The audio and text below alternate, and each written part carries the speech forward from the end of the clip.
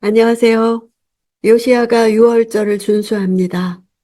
오늘 본문은 열왕기하 23장 21절에서 30절입니다. 22절. 사사들이 이스라엘을 이끌던 사사시대부터 이스라엘의 왕들과 유다의 왕들의 시대에 이르기까지 이렇게 유월절을 지킨 적은 없었습니다. 유월절 준수는 요시야의 종교개혁 운동 가운데 가장 절정을 이루는 사건입니다. 역대기에 의하면 요시야의 유월절 준수사항의 특이한 점은 다음과 같습니다. 먼저 당시 유월절은 유다와 베냐민 지파만이 아닌 북이스라엘에 속했던 나머지 10지파까지도 모두 참여했다는 점에서 중요한 의미를 갖습니다. 또한 모세의 율법서의 규례대로 엄격히 지켜졌다는 점에서 여호와 보시기에 합당했습니다. 실제로 히스기야도 유월절을 지켰으나 율법의 규정대로 온전히 지키지는 못했습니다. 유월절은 한 해의 첫 달에 드려야 했는데 히스기야는 이를 둘째 달로 변경해 드렸습니다. 왜냐하면 제사장들이 미처 자신들을 정결하게 하지 못했고 백성들이 예루살렘에 다 모이지 않았기 때문이었습니다. 또한 율법에 규정된 정결의식을 행하지 않고도 유월절 음식을 먹는 것이 허락되었습니다. 이처럼 율법의 규정보다는 풍습과 당시 사정을 고려한 유월절 준수는 히스기야 시대뿐만 아니라 사사 시대부터 이스라엘 전 역사에 걸쳐 이어져 왔습니다. 그런 의미에서 요시야의 범국가적이면서도 철저한 유월절 준수는 이스라엘 역사에 큰 의미를 지닌 사건으로 볼 수 있습니다. 23절. 요시야 왕 18년에 예루살렘에서 여호와 앞에 이렇게 유월절을 지켰습니다. 요시야 왕 18년은 요시야가 사반을 성전 수리를 위해 보내 율법책을 발견한 해였습니다.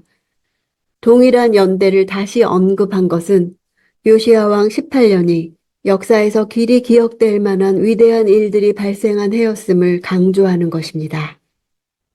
24절.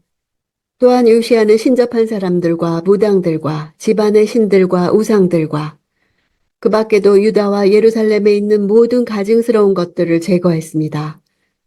이것은 제사장 hil기야가 여호와의 성전에서 찾아낸 그 책에 기록된 율법의 말씀을 이루려는 것이었습니다.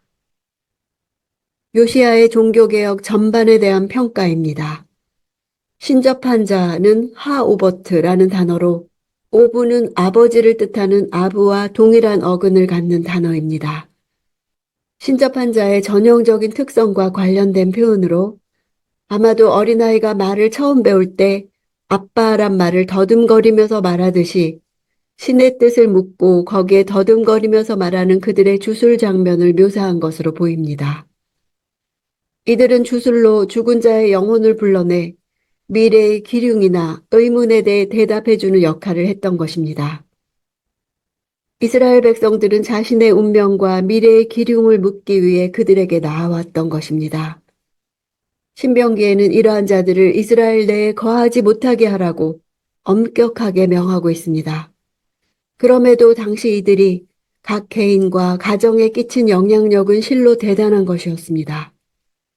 무당이란 단어는 아는 자란 뜻입니다.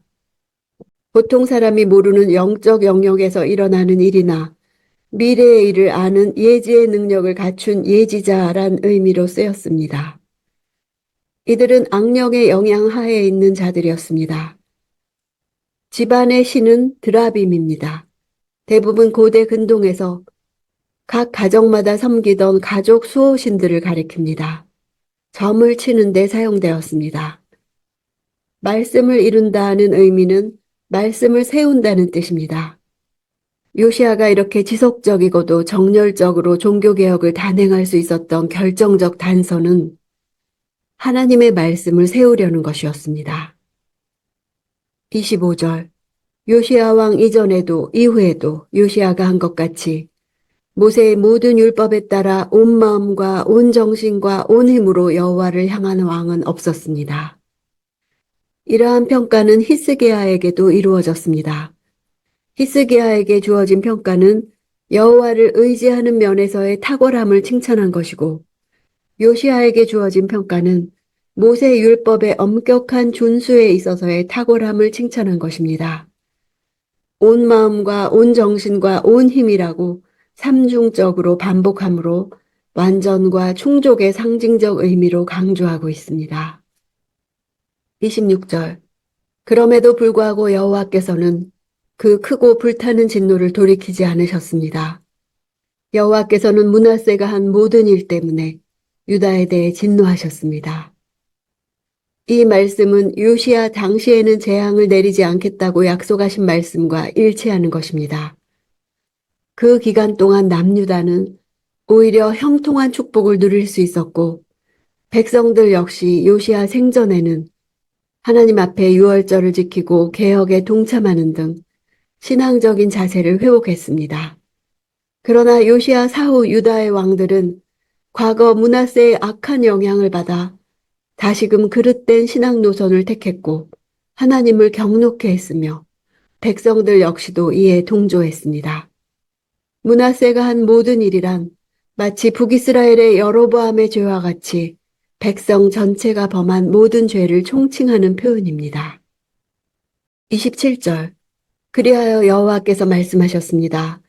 내가 이스라엘처럼 유다 역시 내 눈앞에서 없애버릴 것이다. 내가 선택한 이 성 예루살렘과 내 이름이 그곳에 있을 거라고 했던 이 성전을 내가 버릴 것이다. 유다 역시란 표현은 심지어 유다까지도 참으로 유다까지라는 표현으로 북이스라엘의 멸망이 주는 역사적 교훈을 바로 새기지 못하므로 이제는 남유다조차 멸망할 수밖에 없는 처지에 이른 것에 대한 하나님의 진한 아쉬움이 드러납니다. 성전의 존재의 의의가 바로 그곳에 하나님의 이름이 있기 때문인데 성전이 더러운 우상숭배의 소굴이 되어 거룩하신 하나님의 이름을 두기에 부적합한 장소가 되었으므로 하나님이 버리시겠다고 말씀하시기에 이른 것입니다. 29절. 요시아가 왕으로 있는 동안 이집트 왕 바로느고가 아시리아 왕을 도와 유프라테스 강까지 나왔습니다. 요시아 왕이 그와 싸우러 나갔는데 바로느고가 그를 만나서 무깃도에서 죽였습니다. 바로느고는 왕위에 오른 후 당시 아시리아를 장악하고 있던 바벨론 왕 나보폴라살과 격전을 벌였으나 승부를 내지 못하고 유다 땅을 침략하기 시작했습니다. 이처럼 바로느고는 당시 정세의 혼란한 틈을 타 근동의 패권을 장악하기 위해 전쟁을 일으킨 호전적인 왕이었습니다. 요시아는 전략상 요충지인 갈그미스로 나아가는 바로느고를 저지하기 위해 나갔고 그때 바로느고는 사자를 보내 요시아와 싸울 뜻이 없고 단지 바벨론과 싸울 것임을 밝혔습니다. 그럼에도 불구하고 요시아는 물러나지 아니하고 무깃도 골짜기에서 싸우다가 활에 맞아 전사했습니다.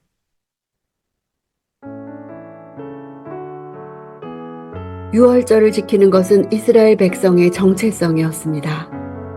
이집트의 모든 장자가 죽어가는 밤에 어린 양의 피를 바른 집만이 구원을 받았던 사건이었습니다. 어린 양이 대신 죽음으로써 내가 살았다는 것을 깨닫는 것이 유월절이었습니다. 유월절을 회복한 요시아 왕을 통해 이상적인 왕, 곧 메시아와 그가 가져올 하나님 나라에 대한 이상적인 모습을 모형적으로 보여줍니다. 우리에게 있는 우상과 모든 가증한 것을 제거하며 여호와께로 돌이키게 하셨습니다. 내가 어떤 은혜를 받은 존재인지, 그래서 어떻게 살아야 하는지 회복시켜 주셨습니다. 죽음을 넘어서는 은혜를 받은 것을 잊지 않고 나를 다스리사 하나님 나라를 이루어 가도록 오늘도 나를 내어드립니다.